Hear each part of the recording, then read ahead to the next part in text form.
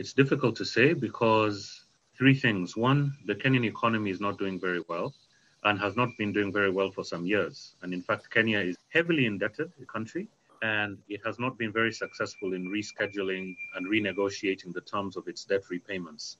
So there's an economic issue that Deputy President Ruto will face if his victory is to be upheld by the Supreme Court. The second problem is that these ambitious promises have been made before in Kenya by previous administrations, including the Moi administration of President Daniel Arap Moi, who also promised in a series of campaigns, 1992, 1997, 2002, of course, the election in which the opposition came into power for the first time in Kenya. Ambitious promises were made, but were not delivered. So he will have a task on his shoulders to convince Kenyans that he will really be able to deliver where other administrations failed to deliver.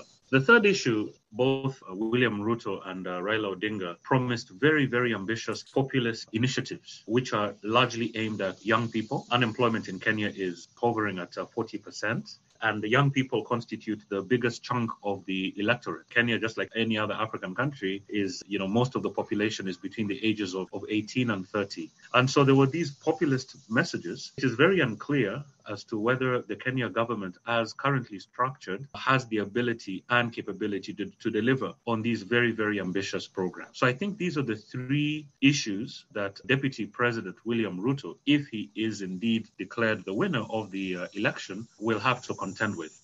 So how critical is it for the new president to play a strong commercial diplomacy role abroad with the aim of attracting investment into critical sectors such as agriculture and financial services in Kenya? This is absolutely critical given the nature of the Kenyan economy. Kenya is a regional powerhouse, economic powerhouse in East and Central Africa, and actually even throws its economic weight in Southern Africa. So Kenya traditionally has occupied a very important regional economic position. And so Deputy President William Ruto, just like his predecessors, will be called upon to build and sustain those regional linkages in order to strengthen the Kenyan economy. Kenya does very well outside its borders traditionally. Secondly, on the issue of agriculture that you mentioned, that Kenya does boast a fairly developed agricultural sector, which significant parts of it are modernized. These are modernized agriculture with advanced technologies that are being applied to various agriculture ventures, ranging from milk to corn and other products. So given the difficulties the Kenyan economy has been facing, a future Kenyan president will have to